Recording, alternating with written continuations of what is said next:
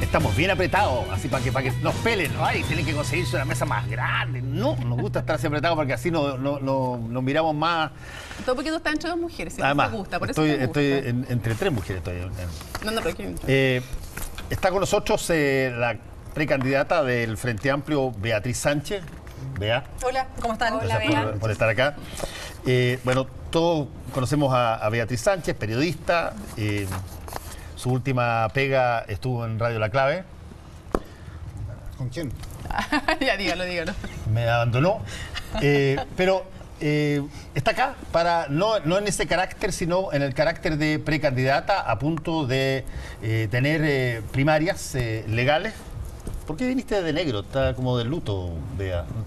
No, al contrario. ¿Es un signo de cómo te sientes para la competencia? O el funeral de la nueva mayoría, no sé. No, me gusta mucho el negro.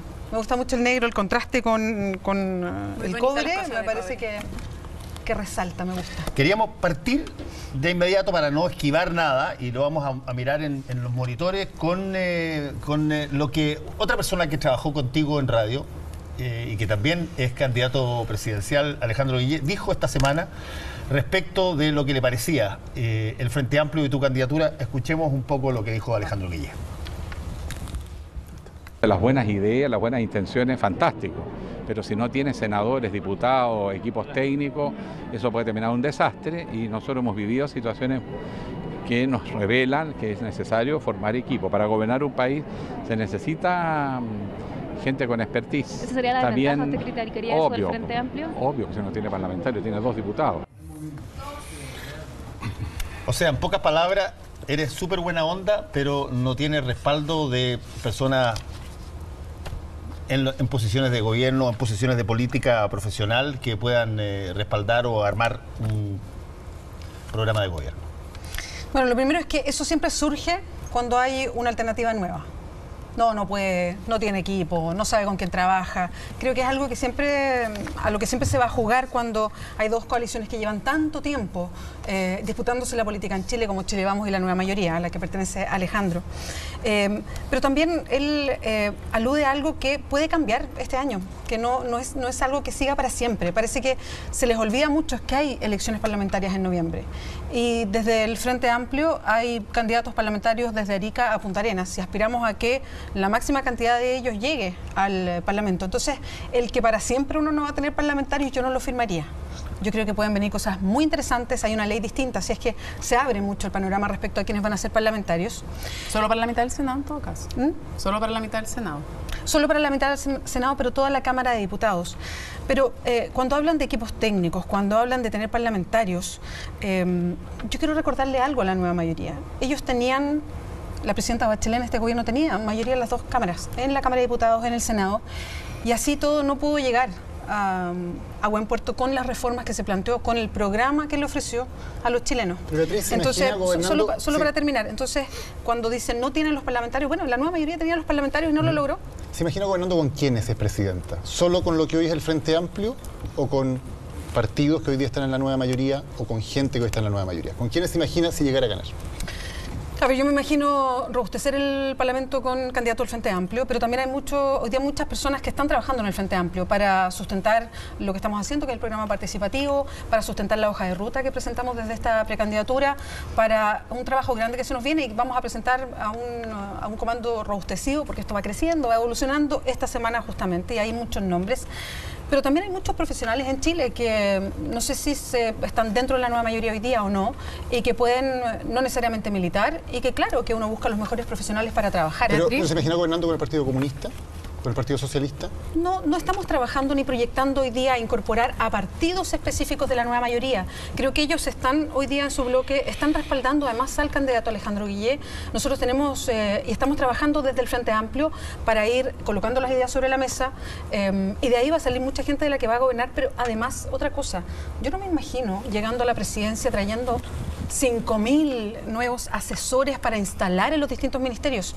A mí me gustaría mucho respetar a los funcionarios públicos que hoy día trabajan, no hacer un cambio ¿podría masivo nombrar, por ejemplo, podría nombrar ministro a alguien del Partido Socialista, del Partido Comunista?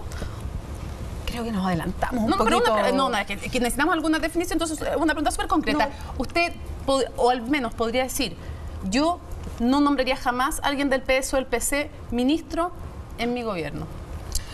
A ver, primero estoy en una precandidatura y falta tanto tiempo pero... y es difícil empezar a proyectar nombres. No, yo no pido nombre, digo, si tiene esa definición de principio, no. Pero es curioso porque me han preguntado muchas veces, ¿quién sería el ministro de Hacienda, ministro de Hacienda? Y es como, no estoy preguntando eso. Harto todavía. No, estoy preguntando si como principio usted diría, yo jamás, o sí o no, pero podría tener en su gabinete a alguien que hubiera sido, o que sea de un partido de la nueva mayoría, o de la Concertación, o de esos partidos, porque no sabemos cómo se va a llamar después. Creo que hoy día estamos, desde el Frente Amplio, muy lejos de la nueva mayoría. La respuesta es no. Ok. Es una respuesta concreta. Beatriz, el otro día, hace unos días estuve viéndote en el primer debate, que fue muy interesante, el primer debate con Alberto Mayol. Y ahí tú hiciste varias propuestas a futuro, entre las cuales hay varias que recoge un poco lo que fueron las propuestas de Michelle Bachelet cuando iba al gobierno, son bastante similares. Perdón, una de ellas, gratuidad universal, por ejemplo. Ya. Y además de eso, tú asumes la propuesta de no más AFP, en todo el sentido, es decir, terminar con las AFP y el nuevo modelo que propone el movimiento de no más AFP. Entonces, uno calculando más o menos los costos de estas dos propuestas, que son estas primeras dos propuestas a las que yo quisiera preguntarte, porque hay muchas otras, pero el costo de la gratuidad universal son entre 3.500 y 4.500 millones de dólares, cerca de 2 puntos del PIB. En la reforma previsional, que significa el no más AFP y asumir todo el proyecto de transformación de este proceso, son alrededor de 8 puntos del PIB. Es decir, estamos hablando de una cantidad de plata gigantesca, y eso que no hemos empezado a hablar de los otros derechos sociales garantizados que supuestamente se recogerían en una reforma constitucional, porque tú dijiste que la primera medida que tomarían en el gobierno sería llevar una asamblea constituyente, y me imagino que será gran parte de esa tarea recoger los derechos sociales garantizados, que también son un tremendo costo también.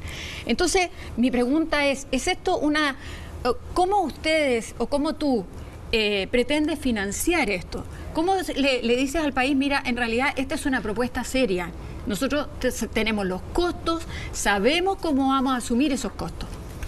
A ver, hay varias cosas ahí, porque cuando hablamos de la propuesta no más AFP, esto tiene un costo, pero es un costo progresivo. De hecho, yo quiero destacar lo que ha hecho la coordinadora no más AFP, porque plantea un sistema y lo financia por muchos años, y además... Decían 100 años, Beatriz.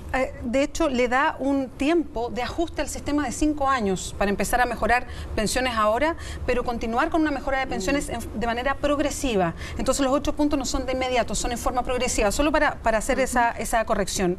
Gratuidad universal, también nosotros creemos en gratuidad universal, y sacando la jerga más económica, es porque la educación es un derecho, pero tampoco hablamos de gratuidad al otro día de que yo sea presidenta de la República. Esto también es un camino y una proyección que sí tendríamos que ponerle un tranco bastante más firme del que anunció la nueva mayoría. ¿Pero cuánto se compromete en su gobierno como gratuidad? ¿Hasta qué decil va a llegar? Lo más rápido que podamos. Lo más rápido que podamos. No muy concreto, pero es 70%, 80% más vulnerable. ¿Qué se puede comprometer en su gobierno? Porque usted entiendo que no dice gratuidad 100%. ¿Qué? ¿Un 70%? No, nosotros vamos a llegar a un 100% de gratuidad. ¿En el gobierno? Es que lo que yo no puedo decir es si vamos a llegar en el primer año o en el segundo. La proyección es llegar a gratuidad. ¿Universal en su gobierno?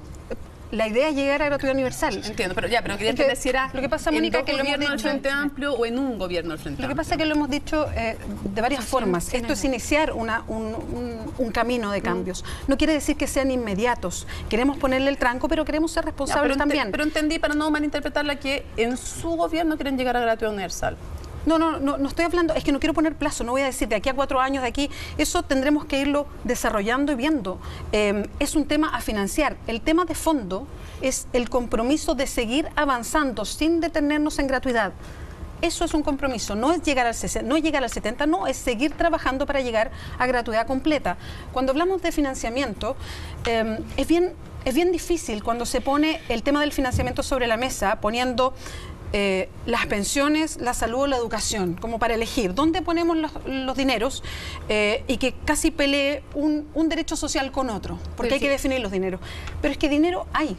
Yo solo quiero recordar una cifra que la dije en el debate, porque es bien impresionante. Cuando se hace un estudio de lo que se gana, de lo que ganó la minería del cobre las empresas extranjeras que extraen cobre, desde el 2003 al 2013, tuvieron una ganancia de 180.000 millones de dólares. ¿Cuánto cobramos de impuesto ahí? ¿Cuánto le cobramos hoy día de impuesto, por ejemplo, a las grandes empresas que exportan las materias primas de Chile? ¿Cuánto cobramos? ¿Cuánto ganan? Ahí hay un ejemplo de cuánto ganan. Entonces, no nos digan que plata en Chile no hay, porque plata en Chile sí hay. El problema es que el fisco no está recaudando lo que corresponde. Entonces, no vamos a echar a pelear a salud con pensiones o educación. No, saquemos la plata de donde está. Financiamiento, más impuesto a los que extraen y explotan los recursos naturales. Hoy día ellos concentran gran parte de las ganancias que tiene Chile y dejan muy poco en impuesto a Chile. Una carga tributaria distinta, donde el 1% más rico, y estamos hablando de gente que gana sobre 5 millones de pesos, va a pagar impuestos. No estamos hablando para todos los chilenos. Solo una pregunta. ¿Esas personas que dices tú que ganan solo 5 millones de pesos son también las pequeñas empresas, o sea, las EIRL, por ejemplo? ¿Una persona que tiene una empresa que tiene utilidades de 5 millones de pesos también le va a subir los impuestos? No, personas que ganan, que reciben 5 millones de pesos de sueldo. Estoy hablando también de exenciones tributarias que son enormes en Chile. Y también mirar, hay exenciones que se le entregó a la empresa forestal que son grandes, hay perdonazos tributarios que hace el servicio de impuestos, hay fórmulas de elusión que son muy grandes y que hay que cerrar esas puertas, y también hay que revisar otros gastos que tenemos. Fuerzas Armadas, por ejemplo, ¿cuál es el gasto que hay ahí? ¿Qué pasa con la ley reservada del cobre? Hoy día no es reservada, pero sigue siendo una ley que le entrega directamente plata al cobre. Bueno, eso hay que revisarlo también.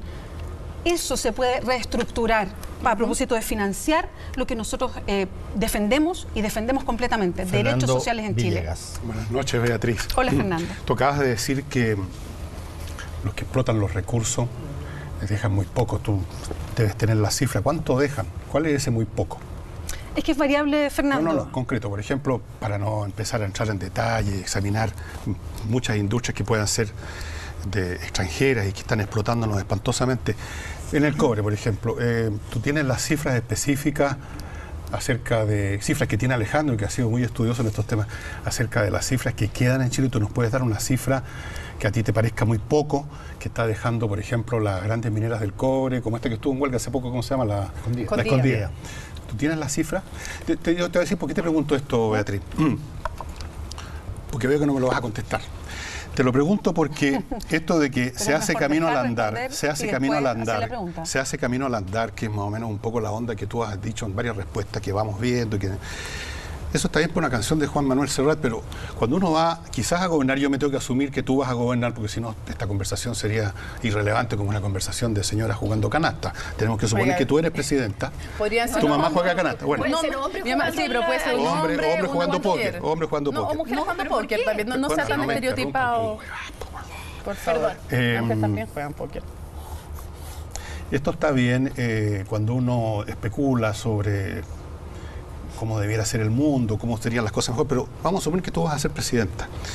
Y ahí donde uno empieza a ver que ciertas faltas de detalle y ciertas mecánicas que me recuerdan un poco lo que fue el programa La Nueva Mayoría, repleta de grandes frases que nunca se pudieron ejecutar porque eran eso, frases que no tenían traducción en el mundo de las operaciones, de la matemática, llamémoslo así. Así que yo te quiero plantear una cosa bien concreta que se tiene que... tú sabes que se ha reencendido en las noticias el tema de la Araucanía o de los mapuches o de la lucha del pueblo mapuche y todo eso. Y yo quisiera saber concretamente, si tú eres presidente mañana, ¿cuál va a ser tu posición respecto a la CAM, que en última instancia pretenden generar una región autónoma, que no sé si la han definido bien, pero una región autónoma, y para estos efectos están con su lucha y con todo lo que eso significa? ¿A ti te parece que ese es el camino? O sea, entregarle autonomía a un grupo que se dice representativo de 1 millón de personas más o menos, que son las personas de etnia mapuche. ¿Cuál es tu postura específica? Porque ahí sí que no te necesitamos cifras. Esto, ahí es una cuestión de decisión política. ¿Tú estás con darle autonomía a este grupo que se dice representativo del pueblo mapuche por las razones que ellos dan? ¿O tienes otra fórmula en tu mente? A ver, cuando hablamos de lo que pasa con el conflicto Estado mapuche, no hablamos solamente de la CAM, hablamos de las personas que viven en la zona que se llama de conflicto Estado mapuche.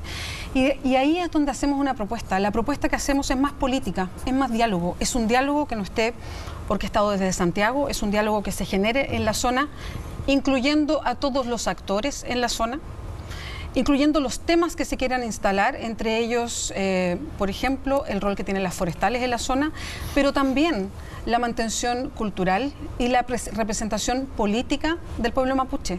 Por eso hablamos de autodeterminación, por eso hablamos también de plurinacionalidad. O sea, estaría por darles autonomía. Al pueblo mapuche, por supuesto. O sea, una región autónoma. Sí. Una región autónoma. Es que la autonomía no es una región autónoma. ¿Qué es lo que es? Cuando se habla de plurinacionalidad y de autonomía, es considerar que en la zona en específico hay una situación distinta que del resto de Chile, donde hay igualdad de representación para todos los chilenos. Se reconoce, en tanto se reconoce que es un pueblo que tiene sus propias costumbres y su propia cultura, su propia forma de vida que queremos preservar. Es por eso que hablamos de plurinacionalidad, es por eso que hablamos de autodeterminación, y eso se expresa entregando puestos para que se representen en el Parlamento. O sea, no es autonomía, sino que es más representación en los órganos de poder. Esa es tu visión. O sea, tiene representación y también decisiones que puedan tomar sobre su propia identidad. Lo mismo, o sea, tú estás diciendo, no es autonomía territorial, sino que es darle al pueblo mapuche, que es otra entidad que habría que examinar bien qué significa, pero vamos a asumir que existe, darles más presencia, ponte tú, en el Parlamento, en el Estado, que algunas leyes incluso tengan en cuenta algunas peculiaridades de esta etnia o de este pueblo. Tú estás diciendo entonces que no es un tema de autonomía territorial, sino que es un tema no de autonomía, al contrario, de más presencia en lo que ya hay. O sea, de más, presencia en las instituciones que hoy existen, no algo distinto. Perdón, Fernando, pero no entiendo a qué vas. Es clarísimo. Te estoy preguntando de verdad que si tú estás... Es que entonces we have a problem, porque te estoy diciendo si tú estás asumiendo lo que la CAM ha planteado en muchos puntos, muchas veces, de que ellos quieren una autonomía territorial. No es un tema simplemente queremos tener algunos mecanismos que nos permitan acceder con mayor presencia al Parlamento, o queremos tener estas leyes que tomen en cuenta nuestra cultura, nuestra historia. No. Ellos están pidiendo autonomía territorial y sobre ellos... Pero una pregunta, por ejemplo, en concreto que tiene que ver con autonomía, no necesariamente territorial, pero sí a nivel jurídico. Hay países como Bolivia que han llegado a reconocer ciertos grados de autonomía en la justicia y que se les permite, por ejemplo, en cierto tipo de delito, resolver de acuerdo a sus costumbres. ¿Estarías dispuesta, por ejemplo, a concederle eso al pueblo mapuche? Cuando hablamos de que se respeta la cultura y se introduce como un elemento esencial a propósito de la vida, claro que tiene que ver con eso. Tiene que ver con, por ejemplo, con el uso del agua. Y solo quiero recordar un dato. Pero ¿estarías dispuesta entonces a darle autonomía a nivel judicial en algunas capas? Estaría dispuesta a que esa autonomía judicial respondiera a la cultura mapuche también. ¿Y que decidieran en sus propios tribunales? Que se consideraran, no, en los tribunales de justicia se consideraran casos específicos. Perdón, cosa que ha pasado en Chile. Pasó en un caso que se conoció con harto detalle en el norte del país, cuando una mujer de origen aymara, que era pastora, estaba cuidando a su hijo pequeño, estaba pastoreando y el niño falleció. Sí, pero esto es distinto a lo que te plantea, por ejemplo, Bolivia. No es respetar la cultura y de acuerdo a esa cultura que los jueces de siempre juzguen ciertas cosas. En Bolivia, por ejemplo, son las propias comunidades indígenas, en algunos niveles, en algunas capas, los que deciden la justicia para ese hecho, sin que intervengan jueces de la magistratura del Estado central, por así decirlo. Entonces quiero saber si estarías de acuerdo con ese modelo, por ejemplo, de autonomía judicial. Hoy día lo estamos planteando como no una autonomía completa, sino que tiene que ver con una mirada particular a la cultura y a las costumbres para tomar decisiones que pueden ser judiciales, que pueden ser administrativas, que pueden ser de recursos de agua. Estamos hablando de esa forma de autodeterminación. Perdón, pero es que quiero contestarle algo que pasó un poquito con lo que dijo Fernando, pero yo lo quiero detener ahí.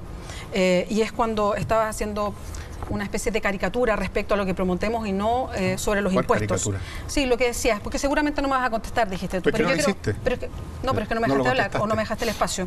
Lo que quiero decir es que en Chile es bien difícil muchas veces hablar de impuestos porque hay una cifra de impuestos que no es necesariamente la que se paga. Y a eso quiero atender. Hoy día hablamos de los impuestos, por ejemplo, que pagan los empresarios en Chile. E incluso Sebastián Piñera dijo rebajar el impuesto para dejarlo a la tasa de la OCDE. El problema es que comparemos cómo corresponde. En Chile hay una forma de integración de los impuestos, no quiero ser muy técnica porque no se entiende tanto, donde se rebaja un impuesto respecto a otro. Entonces la cifra nominal de los impuestos no es exactamente la cifra que se paga, perdón. Y no solamente pasa eso, sí, gracias, sino que además muchos de los impuestos que se pagan, después con exenciones tributarias suben y bajan. Entonces lo nominal, Fernando, y esto es muy importante, no es exactamente lo que se paga. Entonces cuando tú me planteas y me dices, bueno, ¿cuánto exactamente? Esas son las excepciones que queremos terminar. Y cuando hablaba de cifra como 180.000 millones de dólares de ganancia de las empresas mineras, es una cantidad enorme. Nadie dice que dejen de ganar plata. El tema es que se reparta lo justo. Beatriz, no, es que quería aclararlo porque sí, parece que... Pero lo aclaraste a media, porque si tú estás tan preocupada del tema de las excepciones, entonces uno estaría pidiendo cifras, pues. ¿Cuáles son las cifras que te parecen a ti escandalosas que no están pagando? 9.580 millones de dólares el año 2012. ¿De dónde sacaste esa cifra y cuáles son los porcentajes? Son cifras... ¿Cuáles son los porcentajes que paga la minería, que debería ser mucho más, porque a ti te preocupa que pagan menos de lo que debieran y que se llevan toda la plata? Entonces, yo no tengo problema con que paguen o no paguen más las empresas. Por último, yo no soy dueño de ninguna empresa. Simplemente a uno espera un poco más de precisión cuando uno va a ser no simplemente un comentarista, sino que va a ser presidente de la República. Perdona, pero no estoy siendo precisa. No estoy diciendo que ganan esto. No está siendo precisa. Estoy diciendo que ganan esto en 10 años. Estoy diciendo que la cifra nominal hoy día de impuestos en Chile no es necesariamente la que se gana. Estoy siendo muy precisa al decir que el año 2012, y esto es, podemos buscar el estudio, estuve revisando, 9.580 millones de dólares en exenciones tributarias. En otros años ha llegado a 10.000 millones de dólares en exenciones tributarias. Estoy siendo bien precisa con las cifras. ¿Cuál es el porcentaje? Bueno, pero es que eso estoy diciendo la cifra completa. Una cifra absoluta, en un porcentaje son cosas distintas. Porque el impuesto es difícil, pero Fernando, te estoy explicando, el impuesto es difícil de calcular por lo que pasa hoy día en Chile respecto a la tasa nominal y a lo que efectivamente se paga. Por eso es que es necesario ir cerrando esas compuertas para el financiamiento. Yo creo que podemos seguir un montón de esto. Yo paso. Pero yo quiero volver a un punto del tema mapuche, o conflicto con el Estado y los mapuches, y que tuvo que ver con algo que pasó esta semana, y que es la definición de terrorismo. ¿Qué es esto de que se quemen unos camiones y haya una diferencia tan brutal en los distintos precandidatos que uno diga de que eso no es terrorismo porque es terrorismo solamente cuando ejerce el agente de Estado, le contesten que eso es una ignorancia brutal? ¿Cuál es tu visión respecto de lo que eso no es terrorismo en la Araucanía? Bueno, creo que de lo último que están hablando, que es estos incendios de unos camiones, y en general en la Araucanía yo no calificaría lo que pasa allá de terrorismo. Creo que hay una discusión que se ha centrado básicamente, lo decía antes Fernando Villegas, en la CAM o no la CAM, si es terrorismo o no es terrorismo, cuántos carabineros mandamos a la zona, y el tema es bastante más profundo. Creo que con la calificación de terrorismo no se ha avanzado en nada respecto a bajar los niveles de violencia en la región de la Araucanía. Yo no me centraría en eso, yo no creo que haya terrorismo en la zona, lo que sí creo que hay delitos, que hay violencia, y es lo que se tiene que detener. Lo que pasa es que la forma de detenerlo no es seguir haciendo lo mismo que hemos estado haciendo estos últimos años. Pero Beatriz, vamos a la frase textual que dice el senador Alejandro Guiller. Él dice, el terrorismo solo es cometido por agentes del Estado, como una descripción genérica, no solamente hablando de la Araucanía. ¿Está de acuerdo o no con eso? No, no estoy de acuerdo. ¿El terrorismo existe también por privados?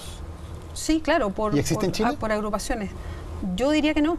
No, en Chile no existe. ¿No ha habido ninguna acción terrorista en Chile desde cuándo? La que se califica, la investigación terrorista que hay por la bomba que se puso en el metro, tiene una característica particular y efectivamente se persiguió como un atentado terrorista.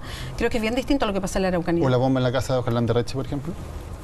Eso debería investigarse, pero creo que poner el rótulo de un delito terrorista es algo muy serio en la legislación chilena, porque significa una forma de investigación que acorta las garantías que puede tener la persona acusada, que los procesos los hace más largos. Entonces hay que tener un especial cuidado cuando se habla de un atentado terrorista. Me parece que está bien que se investiguen la colocación de bombas como atentados terroristas. Lo que pasa en la Araucanía, cuando hay quema de camiones, me parece que no es un acto terrorista. Cuando se quema un matrimonio, Luxinger-Macay, ¿es terrorismo?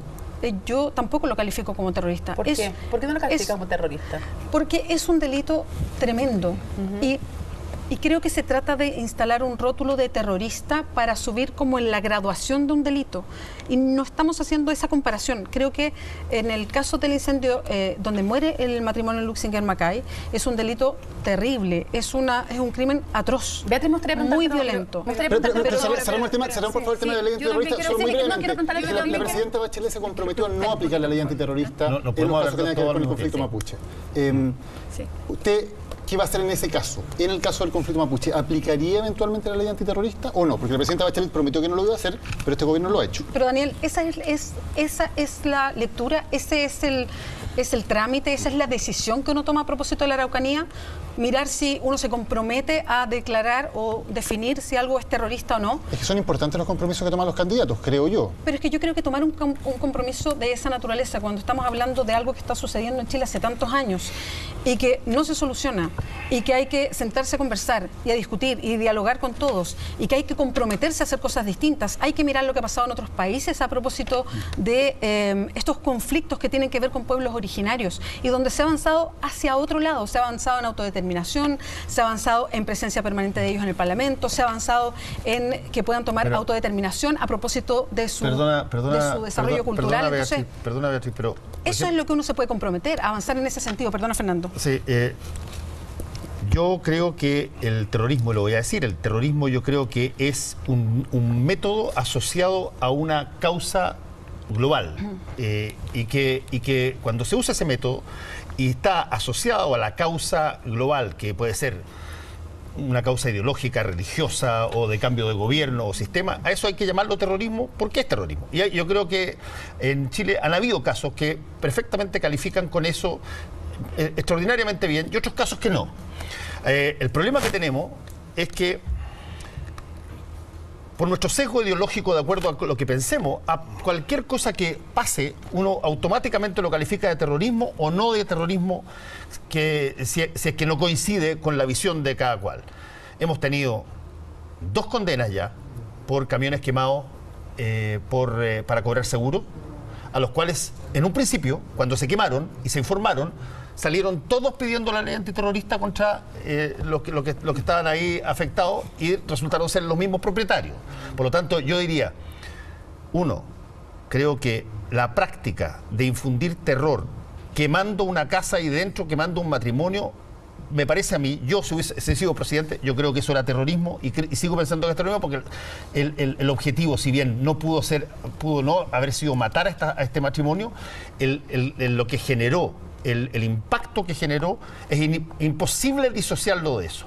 Creo que así en otras partes también, para diferenciarlo con lo que decía Alejandro Guillé, que no lo puedo entender, que él solamente piense que sea terrorismo de Estado, bajo esa lógica, que era el IRA.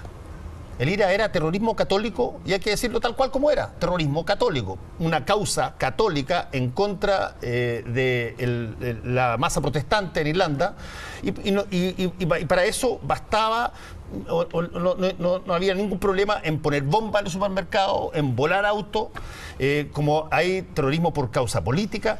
El problema que tiene, y esa es la pregunta que te quiero hacer, Beatriz, el problema es que cuesta mucho a veces en la historia, y Fernando, que lee más historia que yo, podrá decirlo, cuesta mucho a veces en la historia calificar a algo de terrorismo, porque de acuerdo como siga el patrón de la historia después de la primera bomba, pueden terminar siendo freedom fighters, padres de la patria, padres independentistas, hicieron las mismas cosas.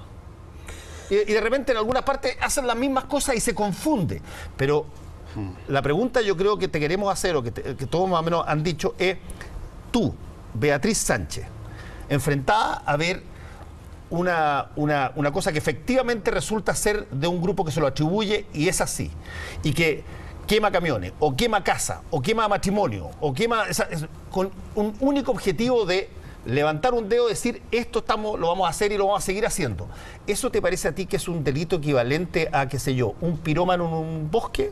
¿O es un delito equivalente a alguien que entra a robar y que, no sé, pues se le da vuelta la lámpara de parafina y terminan quemándose todo? ¿O es algo intencional, diseñado, que no se le puede llamar de otra forma que terrorismo? Lo que pasa es que yo creo que ahí hay diferencias bien fundamentales entre decir, mira, es un accidente casual, o decir, es un delito tremendo de grande, pero no podría arriesgarme a decir que es terrorismo. El incendio que termina con la vida del matrimonio Luxinger-Mackay es horroroso, es tremendo, y tiene que caer todo el peso de la ley sobre las personas que son los responsables. Esto no quiere decir que porque no sea terrorista va a tener uno considere que es un accidente. Creo que no tiene que ver con eso. Es un delito enorme.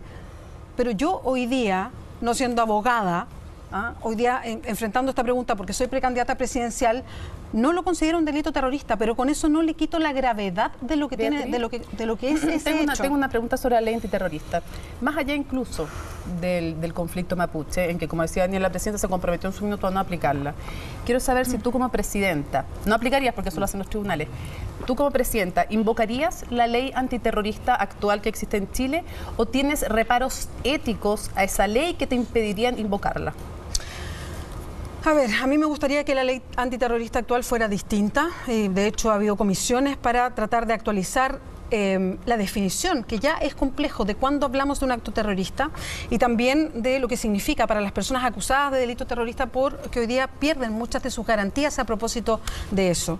Pero si en mi gobierno hay sospecha efectivamente de acto terrorista, sí invocaría una ley antiterrorista sin problema, aunque yo preferiría que fuera una ley distinta a la que hay hoy día. Dicho esto, ¿cómo define Beatriz Sánchez, sin tecnicismos mayores, pero cómo defines tú terrorismo?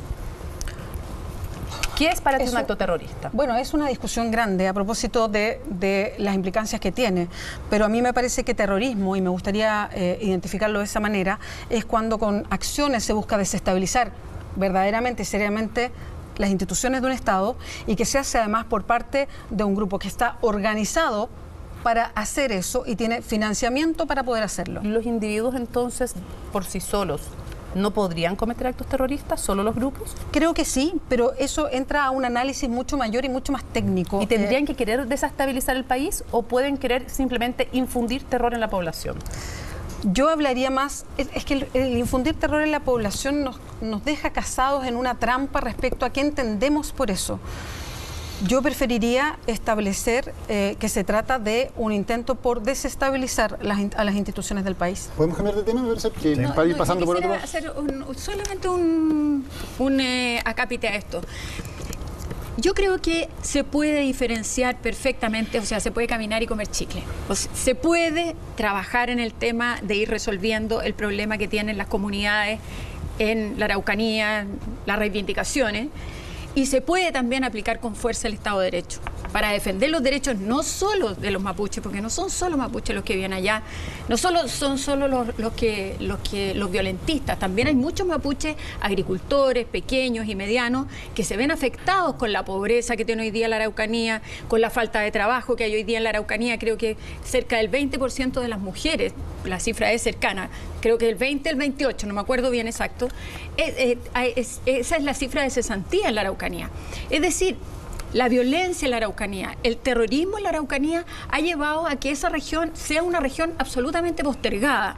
Yo coincido con Beatriz, es que es necesario avanzar en la resolución de ese problema, pero eso no impide aplicar la ley. Y cuando hay, tú lo has dicho muy bien, cuando hay un grupo organizado que tiene una causa, que cuando hay un hecho reivindica ese hecho, dice, nosotros fuimos los que llevamos adelante este hecho, provocamos este incendio, quemamos estos camiones, estuvimos en este acto, entonces se habla de que hay un delito terrorista. ¿Y por qué se aplica la ley antiterrorista y no cualquiera? Justamente porque ahí se necesitan facultades, no solamente para los jueces, para los que investigan, etcétera, que no están en la ley normal. Entonces, yo no veo cuál es el problema de decir en la Araucanía se tiene que aplicar el Estado de Derecho. Hay mucha gente que está sufriendo mucho en la Araucanía.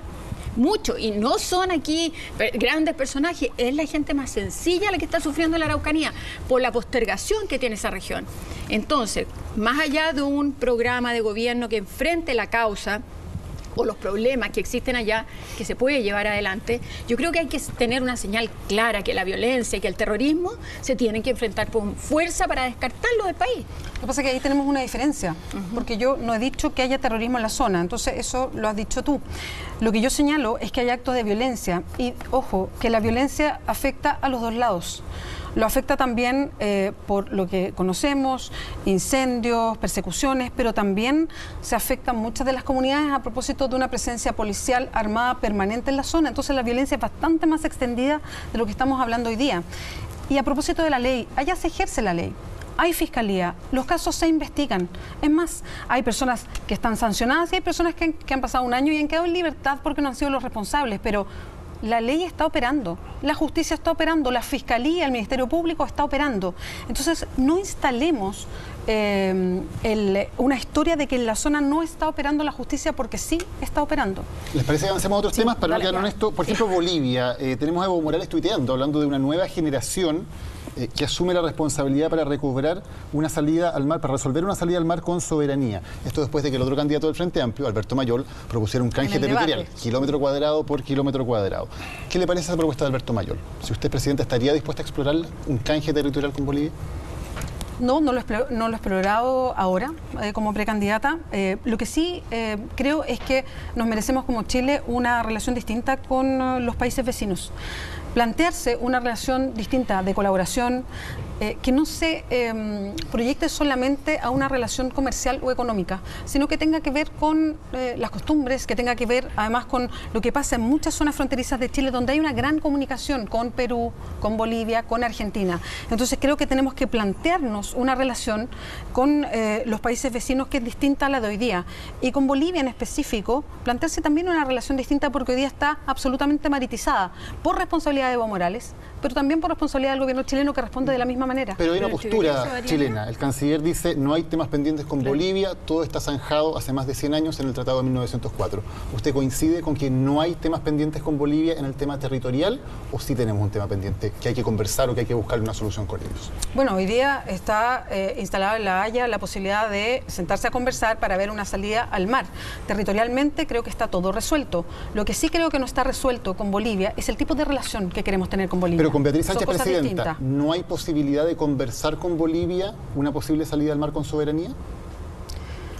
Yo he contestado eso antes. Creo que no lo puedo contestar por responsabilidad política, lo he dicho varias veces. Entendió por qué usted no puede responder por responsabilidad política, si en el fondo lo que está diciendo es qué postura le está preguntando, qué postura tiene frente al tema de si daría o no potencialmente una salida soberana. Lo que pasa es que cuando uno enfrenta ese tipo de preguntas, cuando uno está como soy hoy día yo, una precandidata presidencial que puede eventualmente llegar a la presidencia de la República, no voy a adelantar materias internacionales que tienen que ver con un Chile que hoy día está en un estatus jurídico con Bolivia distinto. Pero en un tema tan importante, la gente no tiene derecho a saber qué piensa una persona por la que podría votar, que podría ser presidenta. ¿No es esa información que los ciudadanos merecen tener al momento de decidir si votan o no votan por usted?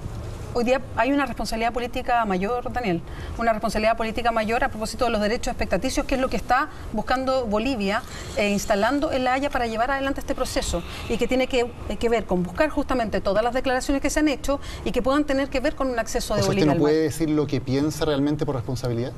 Exacto. O sea, hoy día yo no voy a decir lo que pienso respecto a la salida al mar por responsabilidad política. Lo que sí digo es que se necesita una relación distinta con los vecinos. ¿De eso no deriva que usted cree que efectivamente debería haber una salida al mar, pero no puede decirlo por responsabilidad política? No, yo no voy a hacer ningún comentario como ese. Estoy diciendo que por responsabilidad política en ese tema no me pronuncio. Ahora, en todo caso, otra manera de verlo. Pero solamente algo más. Cuando hablamos de relaciones con los vecinos, cuando hablamos de decisiones tan importantes que pueden tomarse desde Chile, no se toman porque una presidenta tenga una opinión determinada. Lo que estamos propiciando desde el Frente Amplio es incorporar a la ciudadanía en decisiones importantes. Pero Beatriz, es incorporarla la República en la discusión dirige las relaciones exteriores de un país. Sí, por supuesto. Si la ciudadanía no puede saber lo que piensa la candidata, ¿cómo van a Por supuesto que la presidenta. La presidenta cómo se trabaja lleva las relaciones exteriores del país. Yo ya expliqué por qué hoy día. Yo ya explico por qué hoy día, como precandidata, yo no me voy a referir a ese tema. ¿Eso quiere decir que han sido responsables todos los otros precandidatos o candidatos que se han pronunciado sobre el tema, estando el tema en La Haya? ¿Usted le parece que han sido responsables cuando se han pronunciado? Creo que cada uno debe responder por lo que hace cada uno. Le pregunto cuál es su juicio sobre esa actuación de otra perspectiva. La pregunta era... Quiero hacerla de otra perspectiva, respetando la posición, pero entendiendo que el presidente de la República es quien lleva las relaciones exteriores de un país. No son los comités ni la asociación. Y yo hoy día soy precandidata presidencial. Sí, pero por eso, pero precandidata presidencial que tiene, o sea, que aspira a ser presidenta de la República. O sea, que nos vas a representar, si eres presidente de la República, nos vas a representar ante toda la comunidad internacional. Entonces, el presidente Evo Morales, en este tuit que manda felicitando a los jóvenes, habla de un concepto que se ha trabajado acá, que es la patria grande. Este concepto que utiliza tanto en Venezuela, Ecuador, que utiliza Bolivia, etcétera, que un poco si uno analiza el tema de la patria grande, tiene como consecuencia justamente el ir resolviendo el tema de Chile y el tema del acceso soberano al mar que quiere Bolivia a través del canje de soberanía. Entonces, para no preguntarte directamente si serías partidaria de entregarle mar con soberanía a Bolivia, te pregunto si eres partidaria de esta política exterior en Latinoamérica que se llama la política de la patria grande. A ver, creo que es adelantarse mucho a lo que se está viendo hoy día. Yo lo que quiero es fortalecer y llevar un camino de fortalecer relaciones. No estoy pensando en propuestas que ha hecho Evo Morales u otros países respecto a cómo miran América Latina. Estoy pensando en una propuesta y en una fórmula que venga desde Chile, que se discuta, que sea una propuesta conversada, pero que organicemos desde Chile para ir avanzando con los otros países. Yo aquí no estoy diciendo que vamos a tomar ejemplos de lo que han hecho otros países para aplicarlo, sino que nos gustaría una política que naciera de Chile y de cómo hoy día nos relacionamos con los países vecinos. Oye, yo voy a cambiar de tema de nuevo. Una de las cosas más probablemente centrales de lo que tú has dicho como precandidata ha sido que una de las primeras acciones que harías sería cambiar la Constitución y avanzar hacia una asamblea constituyente. Cuando se habla de una asamblea constituyente en un país como nosotros, que no tenemos organización equivalente, de hecho este gobierno está tratando de hacer una especie de cosa que es dotar al próximo Congreso de la posibilidad de llamar a algo, pero es raro porque nuestras reglas son de un presidencialismo extremo. ¿Cómo se puede hacer una asamblea constituyente bajo una lógica que no implique desmantelar el sistema presidencial chileno? No entiendo de qué manera podrías hacer un llamado a una asamblea constituyente que sea concordante con este presidencialismo que tenemos. Bueno, yo creo que... o dicho de otra manera, si tú llegas a ser presidenta y quieres llamar a una asamblea constituyente, tienes que despojarte de poder. ¿Qué otro tipo de cosas o despojos de poder harías? Tú, por ejemplo, ¿tomarías la idea de algunos parlamentarios de todas las personas que están tanto en la izquierda o centro izquierda como centro derecha, que han llamado a un sistema semipresidencial, por ejemplo, o a un sistema parlamentario, o darle a las regiones, volvamos al problema de la autonomía, tanto financiera como política? ¿De qué manera se puede hacer una asamblea constituyente con un país que básicamente todo depende de una persona? Y que es absolutamente centralista, además. Sí, de hecho, en parte de la hoja de ruta hablamos de una constitución nueva que discuta el presidencialismo que hay. A mí me gustaría decir que llegó al poder para ceder poder, porque yo creo en eso. Hoy día es absolutamente presidencialista Chile, además tiene un periodo de gobierno de 4 años, lo que estimula a que haya más leyes cortas que proyecciones a largo plazo. Sí, nos gustaría que se redefiniera el presidencialismo que existe en Chile y que se atenuara este presidencialismo. ¿Cómo? Absolutamente. ¿De qué forma? Bueno, puede ser con un sistema semiparlamentario, pero nos gustaría que fuera parte de la discusión, que no se centrara todo en que es el Ejecutivo el único que estimula o que puede impulsar leyes y ponerle plazos, y que sea el que digite todo lo que pasa. Lo otro que postulamos también a propósito de una constitución nueva es dar más poder a las regiones, es descentralizar. ¿De qué manera? Entregando, apoyando que existan gobernadores regionales o intendentes elegidos que tengan margen de maniobra, que tengan, eso quiere decir una normativa para poder desarrollar sus funciones, que tengan presupuestos además que le permitan tomar decisiones en la propia zona, pero también que se incentive la capacidad para poder desarrollar estratégicamente a las distintas regiones, y que no se desarrollen en proyectos cortos, sino que también con una mirada más a largo plazo, que sea propositiva y que responda a lo que las regiones son. En el norte, con diferencia de lo que pasa en el sur, y eso es estimulado desde el gobierno central hasta que las regiones lo puedan hacer por sí solas, que haya centros de pensamiento regionales para hacer esta proyección. Y eso es ceder poder. Y nos gustaría que fuera parte de la discusión dentro de una asamblea constituyente, porque eso es lo que creemos. Y en concreto, ¿cómo llamarías siendo presidenta? Porque tú has dicho que te gustaría que fuera la primera medida, incluso que va en la lógica de lo que tú has hablado de la participación ciudadana. ¿Cómo llamarías, dentro de la Constitución que tenemos, a una asamblea constituyente en concreto? ¿Le pedirías al Parlamento que aprobara una ley? ¿Le pedirías que aprobara una ley para llamar a plebiscito? ¿Cómo lo harías? Porque el mecanismo hoy día, uno dice que existen, otro dice que está cerrado. Sí, sí. Entonces, si tú vas al Parlamento y no tienes esa mayoría parlamentaria, ¿cómo lograrías, en concreto, cómo lograrías convocar a una asamblea constituyente con la legislación y la institucionalidad que tenemos? Bueno, hay elecciones parlamentarias y confiamos en tener un número de representantes al Parlamento importante para poder avanzar en muchas de las materias que queremos avanzar. Pero no es difícil tantos parlamentarios como para poder llamar a la asamblea. Bueno, esperamos que sí. Pero es difícil pensar que el próximo gobierno, ya sea de nosotros o de otros gobiernos, y entiendo por ahí la pregunta, tenga una mayoría total en el Parlamento. Entonces, sí, será materia de negociación, pero es una fórmula que entendemos para poder destrabar una serie de amarras institucionales para muchas de las cosas que pensamos deberían pasar en Chile. Una de ellas tiene que ver con una participación de la ciudadanía mucho más grande, eso a través de plebiscitos, de fortalecer todas las organizaciones sociales que son parte hoy día de los consejos de la sociedad civil para influir en las políticas públicas. Pero tú reconoces que necesitas votos de otros sectores para lograr aprobar vía Parlamento la convocatoria de una constituyente. Bueno, pero sí, claro, vas a caer, Beatriz, vas a caer en una suerte de trampa con lo que estás diciendo, porque si tú dices que a ustedes les interesa promover que haya alternativas de presencia de la ciudadanía, por ejemplo, a través de plebiscito, va a tener que cambiar la Constitución porque la Constitución impide que se produzcan plebiscitos. Y si que va a tener que cambiar la Constitución para que impida el plebiscito y al mismo tiempo vas a querer hacer otra Constitución a través de una asamblea constituyente, no entiendo cómo se puede hacer las dos cosas en tiempos separados, digamos. Todo se hace en un solo tiempo nomás. ¿Cómo no entiendo? Perdón. Tú dices, me gustaría que los ciudadanos se plantearan a través de plebiscito. Bueno, eso no lo vas a poder hacer. Pero no puede llamar a... dice que es una reforma dentro de su contenido dentro de la Asamblea Constituyente. El cambio constitucional futuro. Entonces, bajo esa lógica, todo primero necesitas la Asamblea Constituyente, la nueva Constitución, y después se materializa ese contenido a través de los plebiscitos y todo lo demás. Sí, claro, que sea parte del cambio constitucional. Ok, todo en el mismo paquete. Sí. Usted ha dicho que Venezuela no es una dictadura.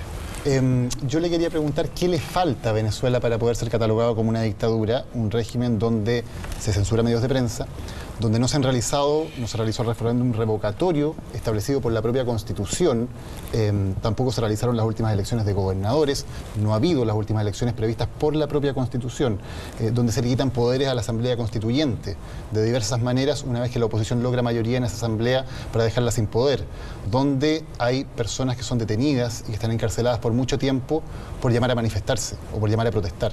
¿Qué más le falta a Venezuela para ser una dictadura? Hay una intención permanente a propósito del tema de Venezuela de instalar rótulos, de si es esto, si es lo otro. Creo que hoy día, y lo decía antes, hay una crisis enorme en Venezuela, una crisis institucional muy profunda. No sé cuánto le ayuda a Venezuela hoy día que nosotros instalemos los rótulos, sino que más bien mirar lo que está pasando. Hay un caso de violencia muy graves, hay casos de violencia que vienen por parte del aparato estatal que son gravísimos.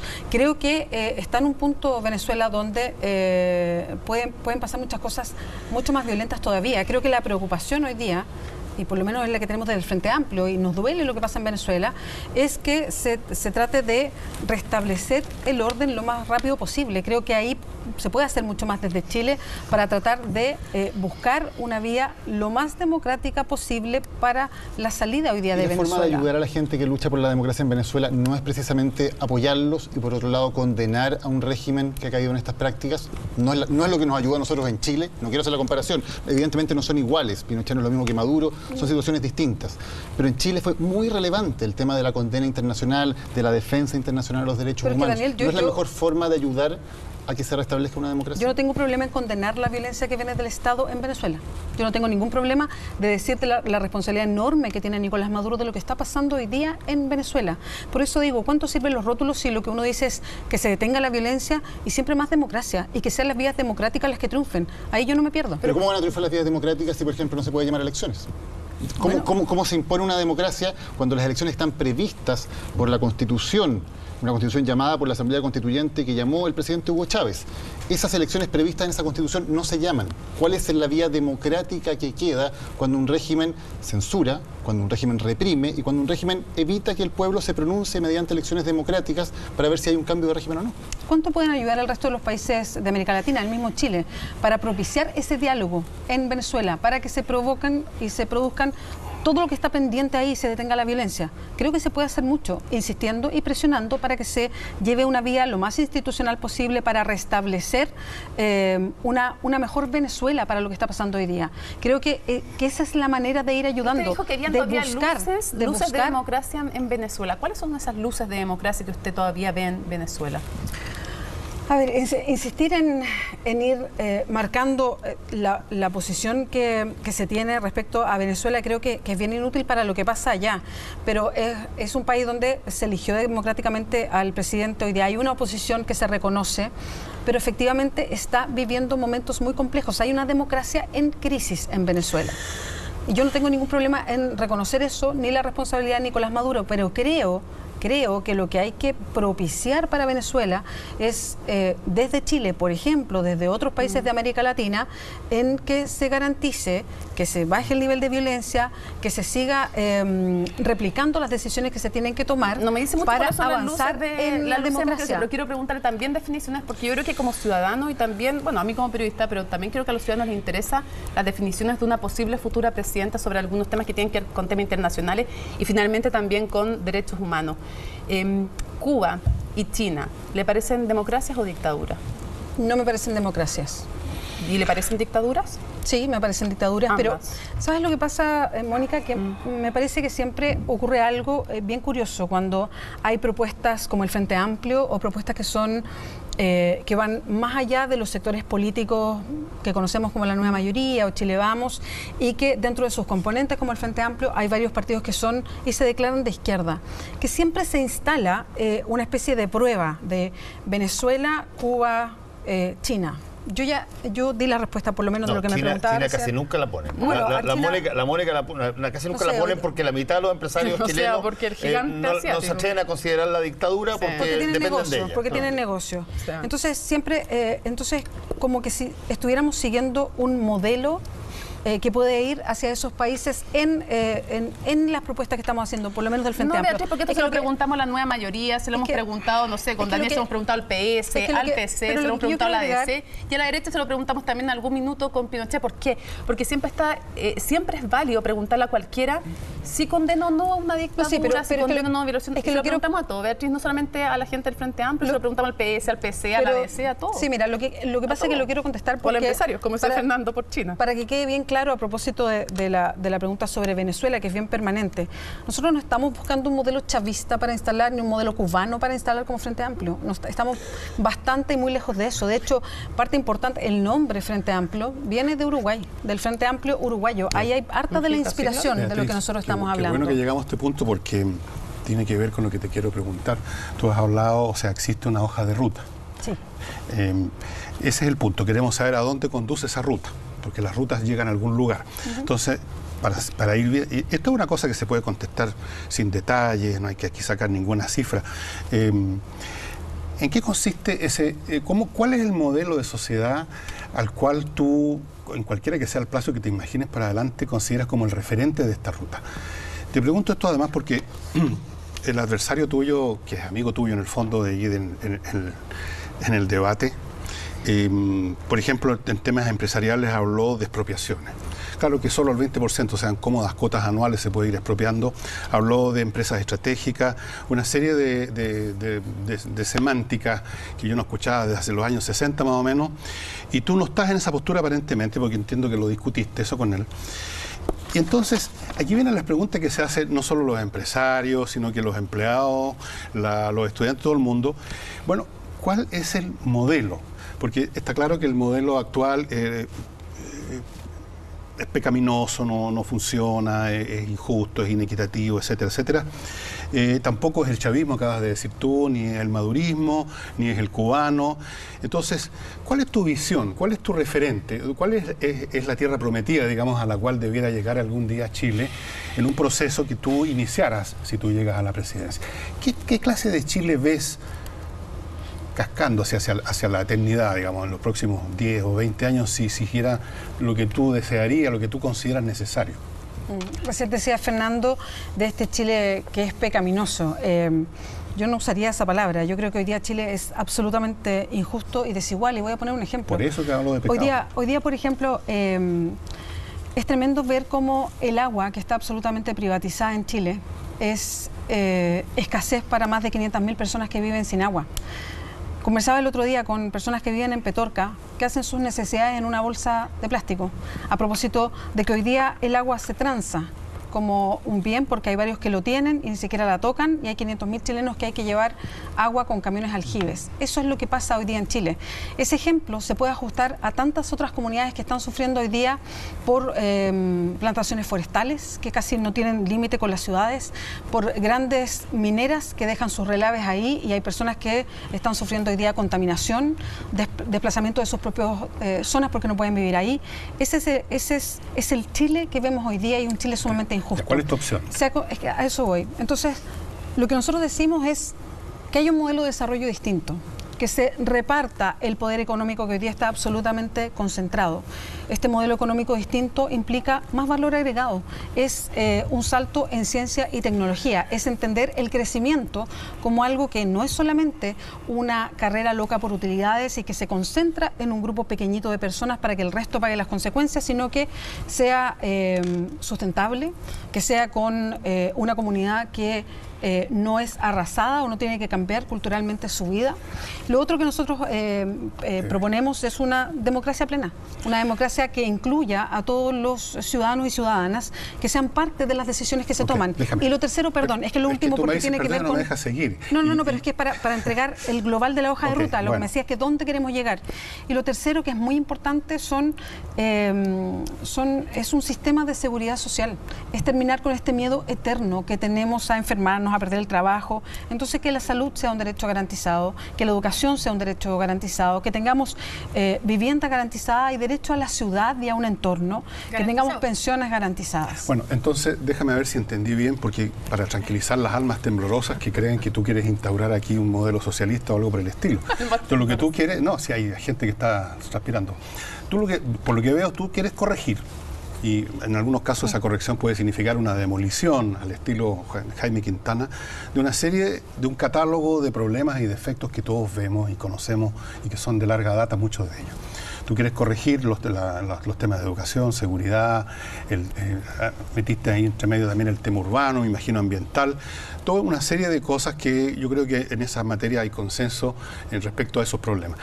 Y no veo en ti, entonces, un afán de corregir esas cosas sobre la base de un salto al cielo, ha sido un cambio completo de modelo, una sociedad, bueno, la gran alternativa de esto es la sociedad socialista, que aparentemente no funciona mucho, y por lo que veo, tú simplemente tienes un catálogo de problemas y quieres solucionarlo. Y en eso consiste tu modelo. Y en eso es un catálogo. Es un poco duro presentarlo como si fuera un catálogo. Sí, soy así, no tengo remedio. Cuando hay millones de personas que lo sufren. Es un catálogo de problemas porque es muy largo, eso se llama catálogo, a un montón de cosas, no solamente a 2 o 3. Entonces lo que tú quieres es corregirlo. El único problema que hay en estas materias, porque todo el mundo yo creo que está conforme, estaría conteste contigo de que esos son los problemas y que esto hay que corregirlo, eso lo vengo escuchando de que era nena, hay que corregir, el famoso hay que. Es que el problema es cómo. El problema siempre es cómo. Beatriz, el problema es cómo este gobierno que tenemos actualmente también partió con un catálogo largo, una lista larga de situaciones que todos estábamos de acuerdo que había que corregir, la educación, etcétera. Pero el problema está, como dice el refrán, el problema está en el detalle, ahí está el demonio. Cómo se hacen las cosas, cómo se concretan. Lo que saco claro de lo que tú dices, porque no lo has dicho, es que no tienes un gran modelo, una nueva visión que vaya a resolver esos temas, sino que tú enumeras esto y dices que hay que resolverlo. Hasta ahí llegamos. Ahora, si tienes algo más que agregar respecto a ese modelo, yo te suplico que me ilumines en esta materia, porque hasta el momento yo veo que todos los movimientos, incluso los sectores de ultraderecha, podrían decir lo mismo. O sea, aquí hay un problema de seguridad, hay un problema de educación, hay un problema de esto, hay un problema de lo demás. ¿Cómo se resuelven? Ahí empiezan las diferencias y ahí empiezan las situaciones que el electorado, como dijo muy bien Daniel, tiene derecho a saber de antemano, porque si no, ¿con qué, digamos, ropa votan por esto y por el otro? Y la cuestión aquí, si hablamos de participación, pagamos los partícipes de las ideas específicas con las cuales vamos a cambiar este país. No dejemos esto al camino, se hace camino al andar, eso está recontra bien. nada más. Quiero decir que nos queda muy poquito tiempo con Beatriz. Pero quiero contestar eso. Sí, no, por eso, para que tú contestes. Para que todos sepamos, que no está avisando sepamos. todo. Estoy avisándole a todos. Perfecto. Comentario, Sí, porque por no ya. mucho. Pero para contestar, entonces me debo haber expresado muy mal, Fernando, porque esto no fue solo una enumeración de problemas. Porque dices, ¿cómo? Esto es solo una enumeración de problemas. No, estoy diciendo justamente lo que queremos a propósito de los problemas. Sí, que quieres arreglarlo. Sí, eso lo escuchamos clarito. No, sí, pero no dije solamente eso. Bueno, un modelo de desarrollo distinto. Lo estoy diciendo. ¿Cuál es el modelo de desarrollo distinto? Que no seamos solo extractivistas y exportadores de recursos humanos. ¿Cómo sería la alternativa? ¿Cómo funciona? Tenemos que poner valor agregado en lo que estamos haciendo. Tenemos que incentivar la tecnología y la ciencia y la innovación. Escuchen esto, por favor. Mira, te lo juro, no es mentira. Cuando estaba en el colegio, en preparatoria, y había un curso que se llamaba Geografía Humana, ya escuché del profesor hablar, hay que sustituir el modelo de puras exportaciones y tenemos que agregar valor, el valor agregado. Y han pasado 50 años, más, 60 años de eso, y bueno, todavía estoy esperando a alguien que diga, bueno, vamos a hacer esto. Por ejemplo, las universidades se van a conectar así con las empresas y las empresas con el Estado. O, por ejemplo, la educación va a tener estas exigencias mayores que antes para que los cabros desarrollen su músculo mental, o no, o les vamos a dar esto, lo demás ya. Uno espera, para que las cosas pasen a la concreción, espera algunos protocolos de acción, espera algunas políticas ejecucionales, espera una cosa muy doméstica, si quiere, y poco clamorosa, que son las medidas específicas, por lo menos hasta cierto punto, ¿entiendes tú? Porque aquí no estamos hablando, Beatriz, de una conversación de sobremesa que termina simplemente con una nueva ronda de piscola. Aquí estamos hablando de una persona que quiere ser presidente de la República, sí, claro, y que tiene gente atrás. Entonces, de ahí esta ansiedad espiritual que tenemos todos de conocer un poco más de detalles de cómo ese modelo que tú dices que es inequitativo y todo lo demás cambia ahora. Fernando, lo estás pidiendo que un mínimo. No, pero estás pidiendo, a ver si te entendí yo, estás pidiendo que te digan, por ejemplo, a qué tipo de país te gustaría eso lo en principio, con el modelo que quiere que ven como referente, sí, ya, okay. Eso era. Porque no entendía si que estabas pidiendo eso o estabas pidiendo un listado de medidas concretas. No, pero hay un punto.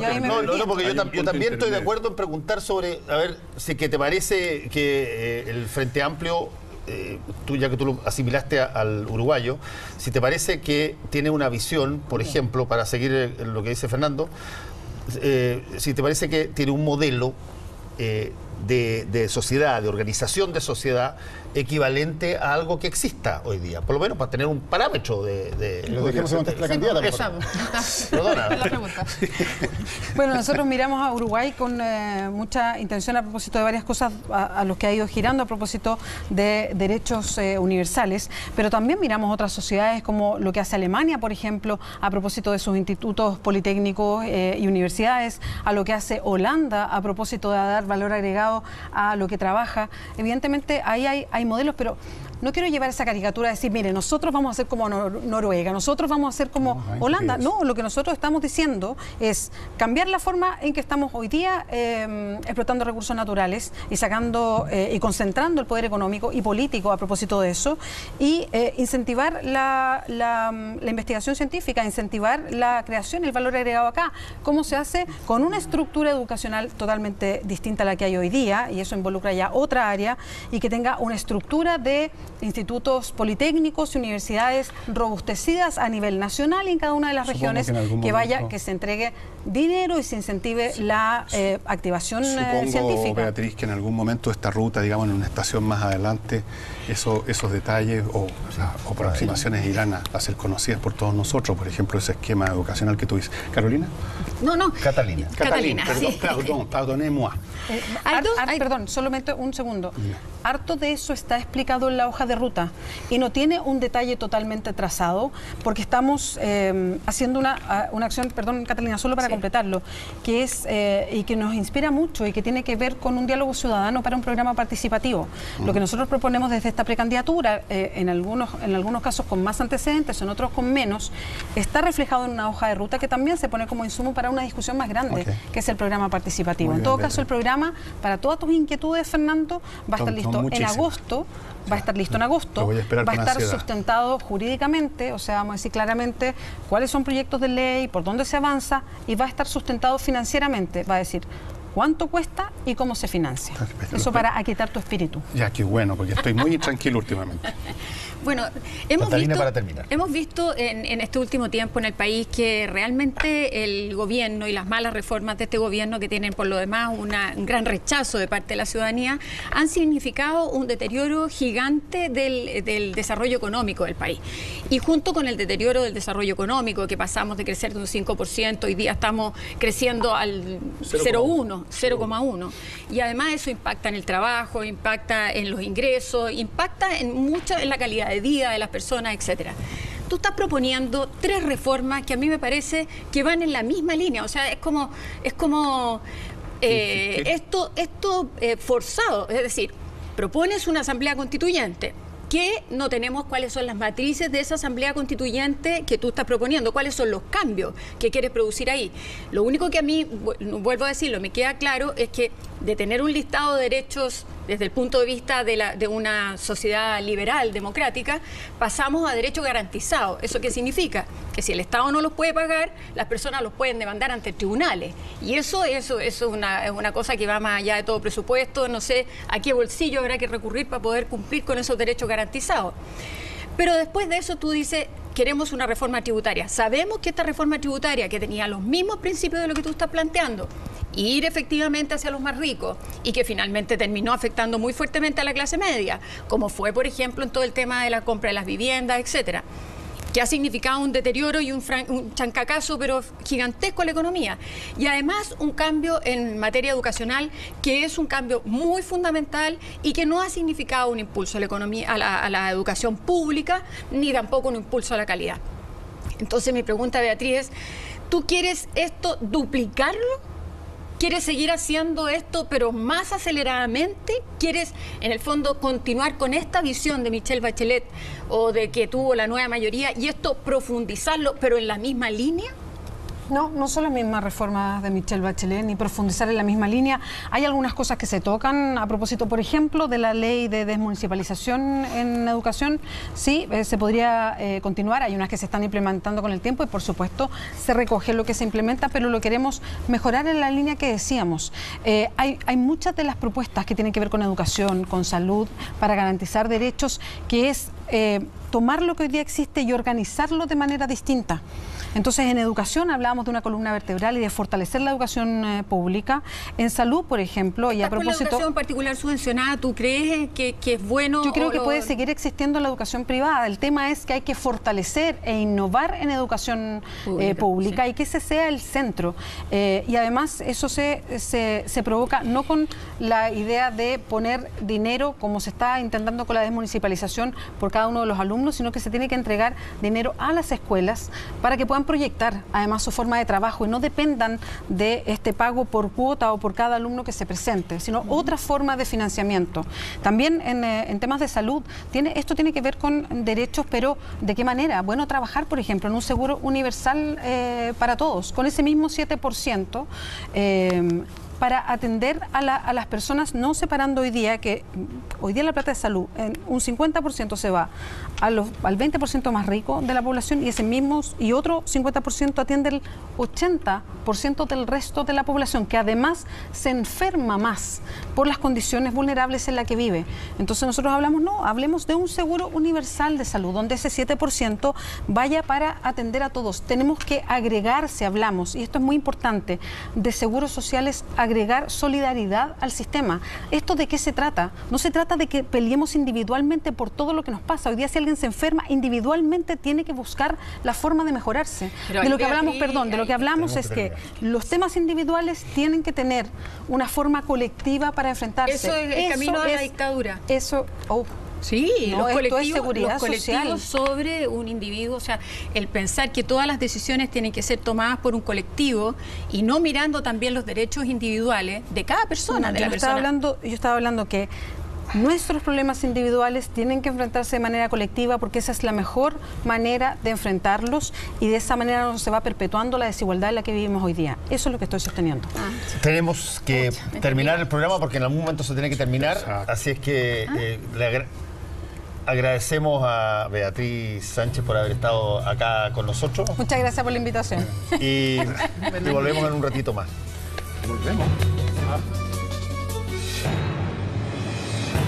Solamente para decir hasta luego, porque la verdad que se nos extendió muchísimo el bloque donde entrevistamos a Beatriz Sánchez. Así probablemente van a ser también todos los bloques de los próximos candidatos. No sabemos si que vamos a tener una interrupción, porque a veces eso depende de la lógica comercial, pero probablemente van a ser muy parecidos a como fue un gran bloque donde de tal manera no se distrae el precandidato.